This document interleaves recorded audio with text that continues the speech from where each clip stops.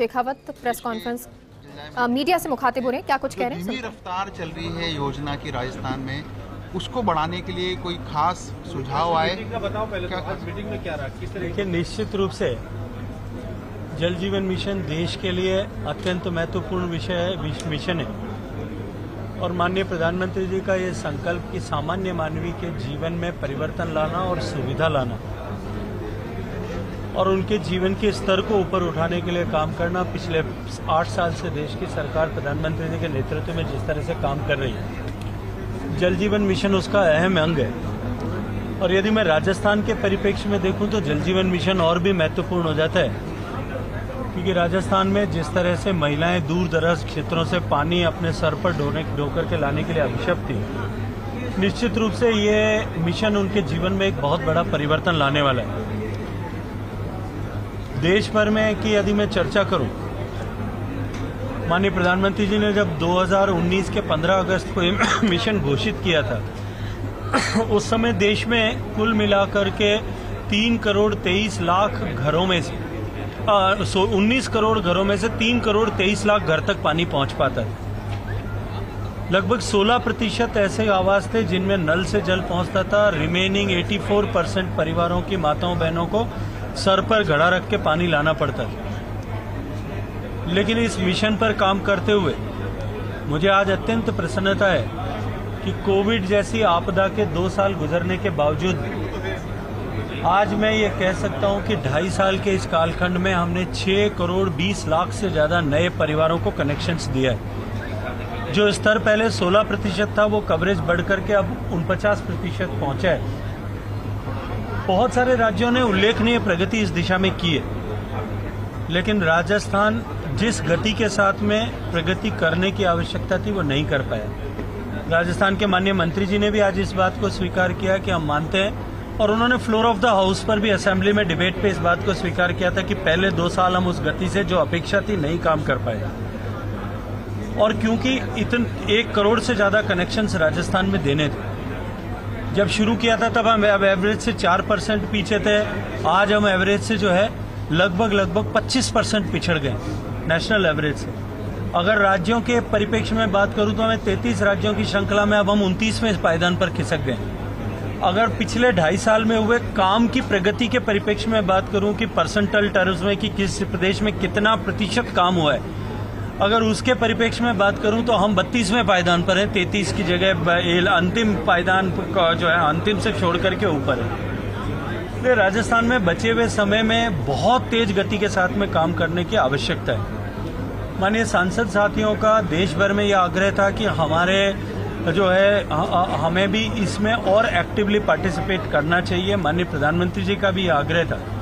इसलिए सांसदों के साथ में बैठ करके, क्योंकि सांसद जब धरातल पर काम करता है, उनके अनुभव के आधार पर हम इस काम को गति कैसे प्रदान कर सकते हैं, इस दृष्टिकोण से ये बैठने का काम प्रारंभ किया है।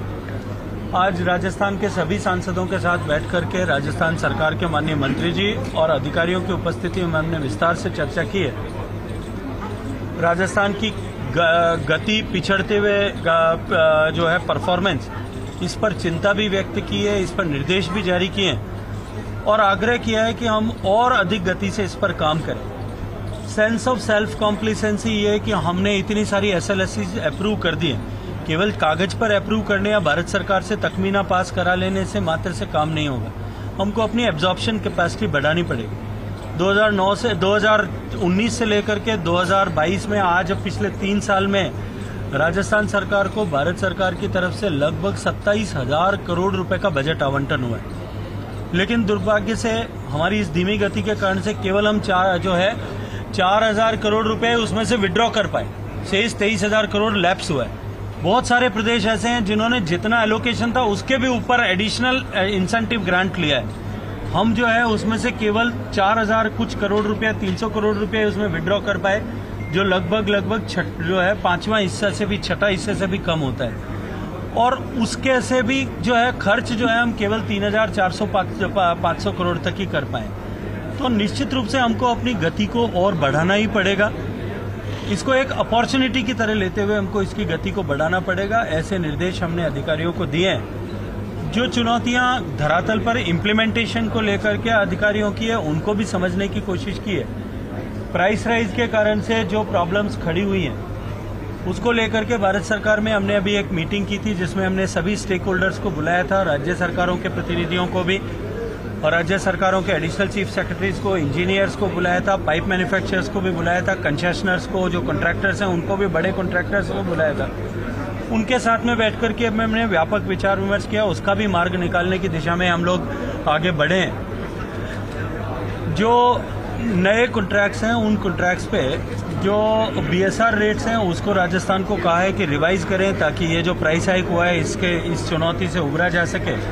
मुझे एश्योर किया गया है कि हम राजस्थान सरकार द्वारा कि हम शीघ्र ही उसको BSR को रिवाइज करेंगे। हमने उसके ऊपर भी मार्केट डिस्कवरी जो है उस पे अगर BSR और मार्केट प्राइस डिस्कवरी में फ़र्क आता है उसको रिजॉल्व करने के लिए भी एक नोटिफिकेशन अभी शीघ्र निकालने की दिशा में आगे काम किया है। मुझे अगले 2-3 दिन में उसकी भी गाइडलाइन इशू हो जाएगी। काम गति से हो और राजस्थान के हर घर तक पानी पहुंचे, इस संकल्प के साथ में हम सब लोग काम करते हैं। शेखावत जी कल एक मिनट शेखावत जी, कल मुख्यमंत्री जी ने रात को एक ट्वीट करा था कि जब सांसद सभी यहाँ पर जुट रहे हैं तो एक प्रस्ताव भी पारित हो ईस्टर्न कैनाल को लेकर। देखिए, मुझे लगता है कि इस प्रस्ताव की आवश्यकता नहीं है और मैंने आज मंत्री जी से भी इस बात का आग्रह किया है कि हम इसमें राजनीति को अगर नहीं छोड़ेंगे तब तक और समस्या के समाधान की दिशा में नहीं जाएंगे तब तक इसका कुछ नहीं हो पाएगा। मैं एक सामान्य विषय आप सबके सामने रखना चाहता हूँ। ERCP कैनाल बने, इसकी संकल्पना भारतीय जनता पार्टी नीति सरकार में हुई थी। भारतीय जनता पार्टी नीति सरकार ने पार्वती, चंबल और काली सिंध इन तीनों नदियों को जोड़ने का जो हमारा नेशनल पर्सपेक्टिव प्लान का हिस्सा था,